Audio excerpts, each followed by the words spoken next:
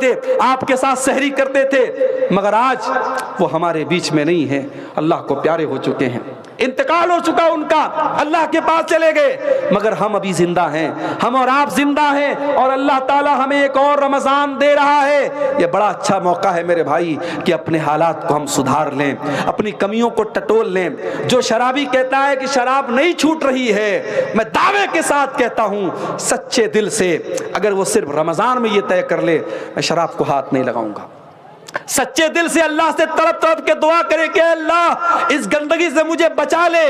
اگر وہ رمضان کی پہلی تاریخ سے رمضان کی آخری تاریخ تک شراب کو ہاتھ نہ لگائے، اگر اس کی توبہ سچی ہے، اس کی نیت سچی ہے، اس کے دل کا ارادہ پکا ہے، انشاءاللہ رمضان کے بعد بھی وہ شراب کو ہاتھ نہیں لگائے گا۔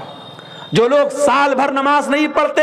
آئیے رمضان آپ کو موقع دے رہا ہے۔ اللہ کے نبی نے بد دعا کی اس انسان کے لیے جو رمضان کا مہینہ پائے اور اپنی بخشش نہ کروا سکے۔ میرے بھائیوں، رمضان کوئی معمولی مہینہ نہیں ہے، رمضان ہمیں چینج کر دیتا ہے۔ عام دنوں میں ہم نہیں اٹھتے صبح 4 بجے، عام دنوں میں ہم دوپہر کا کھانا کھاتے ہیں، عام دنوں میں ہم شام کو 5 بجے کچھ نہیں کھاتے ہیں، مگر رمضان میں سب چینج ہو جاتا ہے۔ صبح 4 بجے اٹھ کر کے سحری کھا رہے ہیں، دوپہر میں ہم بھوکے پیاسے ہیں، پھر شام کو افطار کے ٹائم ہم کھانا کھا رہے ہیں، پھر رات میں تراویح پڑھ رہے ہیں، سونے کا ٹائم بدل گیا، اٹھنے کا ٹائم بدل گیا، کھانے کا ٹائم بدل گیا۔ رمضان ہمیں سبق دے رہا ہے کہ اگر تم چاہو تو اپنے آپ کو چینج کر سکتے ہو، اگر پریورتن لانا چاہو، اگر چینجنگ لانا چاہو، اگر پکا ارادہ کرو تو اپنے آپ کو چینج کر سکتے ہو۔ میرے پیارے ساتھیوں، رمضان میں ایک کام آپ اور کیجئے، تھوڑا اپنا تعلق قرآن سے جوڑ لیجئے۔ رمضان قرآن کا مہینہ ہے۔ میرے بھائیوں، آج اس امت کے لیے بڑے افسوس کی بات ہے،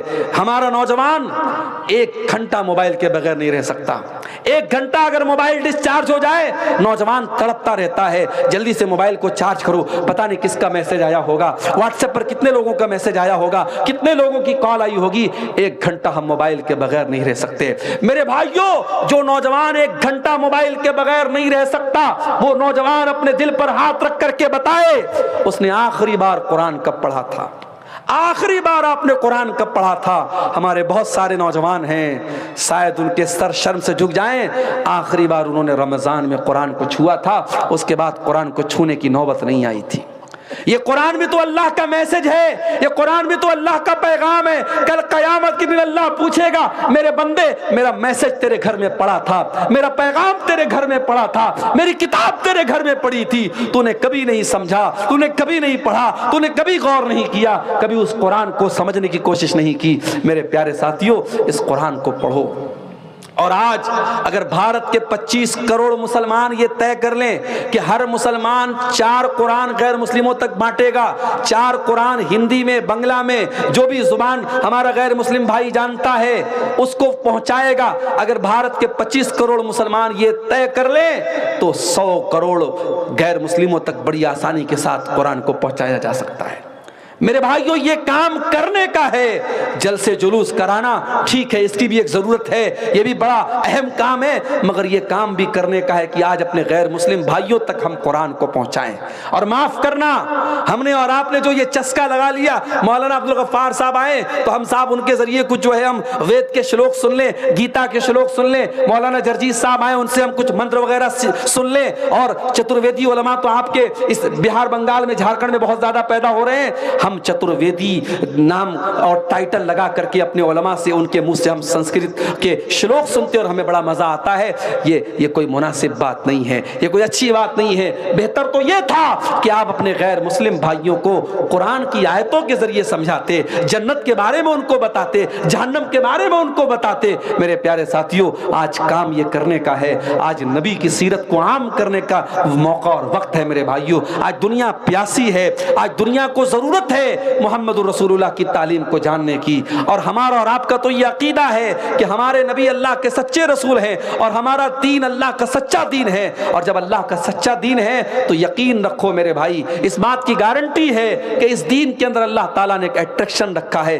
ایک آکرشن رکھا ہے۔ اس دین کے اندر اللہ تعالیٰ نے ہر انسان کے دل میں ایک آواز ہے، ہر انسان کی فطرت میں، اس کے نیچر میں یہ دین موجود ہے، بس ضرورت ہے اس کو باہر لانے کی۔ اگر ہمارا کوئی غیر مسلم بھائی اگر اس کو ہم صحیح طریقے سے اسلام کے بارے میں سمجھائیں تو کچھ نہیں تو کم سے کم اس کے دماغ میں جو غلط فہمی کا نفرت ڈالا گیا ہے، جو زہر ڈالا گیا ہے، وہ انشاءاللہ دور ہو جائے گا۔ آج رسول کی عظمت کے موضوع پر یہ خطاب کرتے ہوئے میں آپ کو یہ پیغام بھی دینا چاہتا ہوں کہ اگر آپ کو اپنے رسول سے محبت ہے تو اپنے رسول کی سیرت کو آپ پڑھیے اور سمجھیے۔ ابھی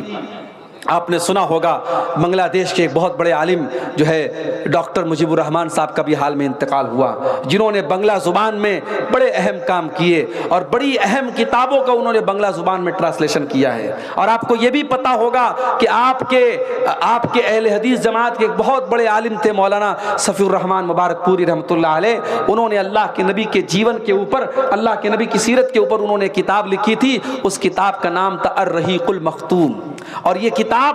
ایک کمپٹیشن میں حصہ لینے کے لیے لکھی گئی تھی اور پوری دنیا کی سینکڑوں کتابوں میں اس کتاب کو پہلا پرائز ملا تھا۔ اور آج بھی پوری دنیا میں سیرت پر سب سے زیادہ اگر کوئی کتاب پڑھی جاتی ہے تو الرحیق المختوم پڑھی جاتی ہے، اور ہندی میں بھی وہ اویلیبل ہے اور بنگلہ زبان میں بھی اس کا انواد ہو چکا ہے۔ میں آپ سب کو یہ دعوت دیتا ہوں، اپنے نوجوانوں سے جو ہندی جانتے جو بنگلہ جانتے ان سے میں کہنا چاہتا ہوں کہ آپ زندگی میں ایک بار اپنے دل میں رسول کی محبت کو سجا کر کے اطمینان کے ساتھ الرحیق المختوم کو پڑھ لے میرے بھائی۔ میرا دعویٰ ہے اگر آپ ایک مرتبہ اس پوری کتاب کو ختم کر لیں گے آپ کے دل کا ایمان بڑھ جائے گا، آپ کے دل میں رسول کی محبت بڑھ جائے گی، اسلام سے محبت بڑھ جائے گی۔ میرے پیارے ساتھیوں، آج ہمارے نوجوانوں میں جو خرابیاں پائی جا رہی ہیں، جو دنیا کی محبت ہمارے سینوں میں پیدا ہو رہی ہے، جو شہوت پرستی ہمارے اندر آ رہی ہے، جو مال کی محبت میں ہم ڈوبے جا رہے ہیں، حرام کاروبار ہم کر رہے ہیں، جوا اور سٹے کے نئے نئے طریقے ہمارا نوجوان اپنا رہا ہے۔ ابھی کٹیہار کے علاقے میں گیا، ایک صاحب بتانے لگے کوئی کمپنی آئی ہے جو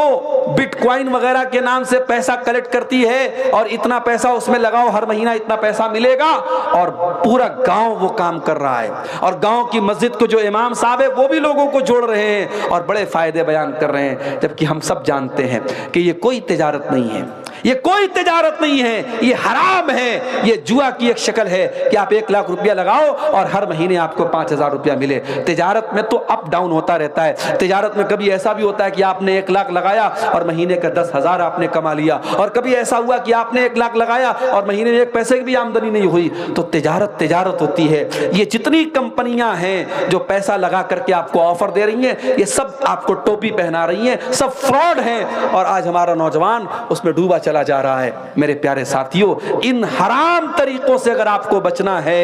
اپنے نبی کی سیرت کو آپ پڑھیے، اپنے نبی کی زندگی کو آپ پڑھیے۔ جب آپ اپنے نبی کی سیرت کو پڑھیں گے تو آپ کے دل میں حلال کی محبت پیدا ہوگی اور حرام سے نفرت پیدا ہوگی۔ میری مائیں اور بہنیں، میں ان سے بھی کہنا چاہتا ہوں، اپنے نبی کی بیویوں کے حالات آپ پڑھیں، اپنے نبی کی بیٹیوں کے حالات آپ پڑھیں۔ آپ کے اندر جو برائیاں ہیں، جو خرابیاں ہیں، جو بے پردگی ہے، جو بے حیائی ہے، انشاءاللہ سب ختم ہو جائے گی۔ آج ضرورت ہے کہ اپنے نبی کی سیرت کو ہم جانیں اور پڑھیں۔ میرے پیارے ساتھیوں، دعا کیجیے اللہ تعالیٰ سے رب العالمین ہمیں اپنے نبی سے صحیح اور سچی محبت کرنے کی توفیق عطا فرمائے۔ رب العالمین ہمارے دلوں میں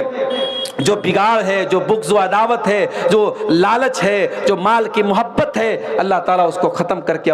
ہمارے دلوں میں اپنے نبی کی سچی محبت پیدا فرمائے۔